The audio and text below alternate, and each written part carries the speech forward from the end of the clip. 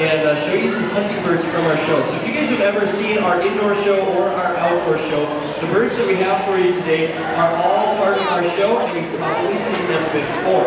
So before we get started, I should introduce myself. My name is Weston. I'm one of the trainers here at the Bird Show, and myself and Rebecca, one of the other trainers at the Bird Show, are going to be bringing out some birds, just on our glove, and talking a little bit about them. Rebecca is actually doing the hard job. She's got the birds on her glove. I'm going to be talking about them. And so let's get started with our very first bird, which is a very common type of hawk that you can find right here in Minnesota. In fact, very common to see throughout the entire United States. Does anybody know what type of hawk this is? What do you think? Very good. Red-tailed hawk. Exactly right. Now, of course, they call this bird a red-tailed hawk for a very obvious reason. They have a nice rusty red tail. That is exactly where they get their name. Now, this is your typical red-tailed hawk. However, there are red-tailed hawks that can vary from in coloration, and depending on their range, really, depending where they're found throughout the United States. Some of them might be a lot lighter than the red-tailed hawk you're looking at. Some of them might be much darker. But regardless, they all have that nice rusty red tail. Now, red-tailed hawks, very commonly you can see them along the sides of the highways. A lot of times they're hanging out on fence posts or power lines. And they're out there doing a very important job. They are hunting what? Rodents. Mice, of course. A lot of different types of rodents. Not only mice, but they might also eat things like rats, squirrels, chipmunks, moles. They eat a lot of different types of rodents, and they do an excellent job of keeping them in control. Because as you know, as people, we attract a lot of rodents, and they can sometimes invade our households, and they can get out of control. And so these birds are starting to live around people. They can actually very commonly find them in your own backyards and in your neighborhoods. And I promise you, they are keeping some of those mice out of your homes. So it's a very, very good thing. Now you'll notice that Rebecca is wearing a thick leather glove on her hand. And that is, again, for obvious reasons, because our red-tailed hawk has some very long, sharp claws on the ends of his toes. Does anybody know what special name is given to those claws? How about you in the flat? Talons, exactly right. Those are called talons. And that is something unique to raptors, because all of those raptors have those talons, which is what helps them to be able to hold on to their prey. So if this red-tailed hawk maybe saw maybe a mouse running throughout the field, he would hover above it, he would tuck in his wings and pounce on it and grab it with his feet. And again, unique to raptors, they all hunt with their feet, and then those sharp talons help him to hold on to it. So once he's got that mouse in his feet, it's not going anywhere except in his stomach. It's going to be a good meal for him. Now you'll also notice that that he's got, if you look at his eyes, they're actually very dark. You can't really see his pupils, but they are dilating too. And the hawks have very good eyesight. In fact, these birds are able to see all those little rodents running on the ground from quite a distance away. And their eyesight is much, much better than your eyesight or my eyesight is. And so they are excellent at what they do out there. So thank you to Rebecca for bringing out our red-tailed hawk. She's going to head backstage. And we've got a couple of other raptors that we'd like to share with you. Now, as I said, you can find red-tailed hawks here in Minnesota very commonly. They're one of the most common raptors to find throughout the entire United States. But hawks and falcons and eagles, they really do a lot of their hunting during the daytime hours when it's light outside. But as you may know, there are some raptors that do most of their hunting on the night shift as well. So who do you think I'm talking about? Shout it out if you know. Owls. Owls, that's right. So do you guys want to see a couple of owls? Yeah, of course we do. So we have a little owl that we'd like to share with you. And this next bird is not an owl that you will find anywhere in Minnesota. And it's definitely not one that you'll find even anywhere in North America. You have to travel a lot further south into Central and South America. This is a tropical species. And that's something that we tend to forget. When you think about the tropics and all of those dense rainforests throughout our world. Forget about all those hunting birds that also live in the rainforest. And this is one of the many species of owls that you can find throughout Central and South America that makes its home in the rainforest. Now, think about the rainforest for a second and all of the different animals that you can find. The rainforests are biodiversity hotspots. It means that there's a lot of diversity as far as all of those different animals go. And these birds take advantage of that because all of those different animals that live in the rainforest can potentially be food for this bird. And so what do you think a spectacled owl actually is called? I haven't even told you what it's called. It's called a spectacled owl. And it gets that name for a very special reason because it's got those white rings of feathers around his eyes.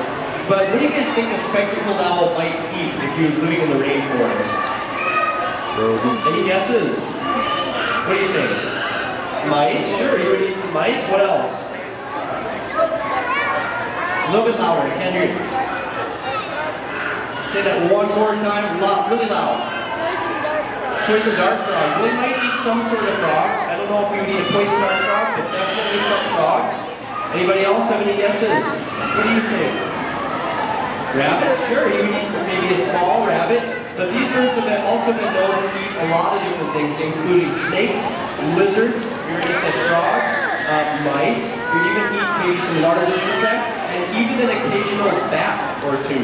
So these birds have a lot of variety of foods to choose from, and they take advantage of that out and out. Now owls have some very special adaptations that help them to survive in the wild. Of course, they have those large eyes, and those large eyes help them to be able to see really well in the dark. Because most of these owls are going to be hunting in the evening hours, and the only light they have to hunt by is moonlight. Now owls also have excellent hearing. You can't see his ears, but they're hidden just on the sides of his head underneath his feathers, where you'd imagine them to be. And those ears are very well developed for being able to locate their food. And the arrangement of feathers around his head is called a facial disc. And that actually helps him to be able to hear much better because those feathers act as sort of like a satellite dish to funnel the sound into their ears. And so it's very well developed hearing. And the third adaptation that is unique to owls is that they have very soft feathers. If you look at this owl, you can tell just by looking at his chest feathers, they're very, very soft and fuzzy looking. They almost look like fur. And that is what helps these birds to be able to fly silently while they're hunting their prey in the evening hours. Because when you're hunting at night, you have to be a little bit stealthier and a lot more quiet when you're hunting that food. And also those soft feathers help them to be able to fly quietly so that they can still utilize their amazing hearing. So with all those adaptations put together, it makes these birds one of nature's most perfect nighttime mousetraps, without a doubt. Thank you again to Rebecca for bringing out our spectacled owl. Alright, we have one last bird to share with you, and it's another type of owl, but this one looks a lot different than the spectacled owl did, and actually the size of it is much bigger than the spectacled owl. The owl that we have for you is not found anywhere in North America as well. You'd have to travel across the ocean, all the way over to Europe, Asia, and a small part of northern Africa to find this bird. And it's actually a close cousin to the great horned owl that you'll find here in Minnesota. The bird that we have for you is called a Eurasian Eagle-Owl, and it is considered to be one of the largest types of owls in the world, if not the largest type of owl in the world. These birds can get very, very large.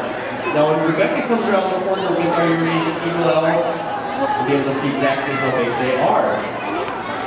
However, the individual you're looking at here is actually a small male Eurasian Eagle-Owl. The females of this species can get even bigger. They have been known to reach sizes twice as big as this one that you're looking at here, and can reach heights of just over 2 feet tall, and have an average wingspan of about 6 feet long from tip to tip. So they get very, very big. Now you'll notice just looking at him, he sort of looks like a great horned owl, doesn't he? Some of you looking at him, you notice that he's got those ear tufts, which sort of make him look like a great horned owl. And as I said earlier, these are distant relative to the great horned owl. It's actually a cousin of the great horned owl that you'll find here in North America. But they are a little bit different. The coloration of the Eurasian Eagle-Owl is a little bit different than the great horned owl. And this bird's eyes are actually dark, kind of an amber orange, whereas the great horned owl that you'll find here in Minnesota has bright yellow eyes. So they are a little bit different, but they still have some of those great adaptations that we were talking about earlier. Excellent hearing, soft feathers, and very large eyes. So what I'm going to do right now, I'm going to turn off the microphone. I'd like to invite all you guys to come up to the front of the stage if you want to get a closer look at our Eurasian Eagle-Owl. Rebecca and myself are going to stay out here, answer any questions for you that we can. But I do have a couple of favors to ask before you come up to the front. Please don't step onto the stage, as our birds need a little bit of their own personal space to stay comfortable. And also, please don't reach out and try and touch the bird, because he does not like to be pet. So thank you for that in advance, and thanks so much for stopping by the K2 World of Bird Show Bird Encounters here in Discover Bay. Everyone enjoy the rest of your day in Minnesota Zoo. Thanks everyone.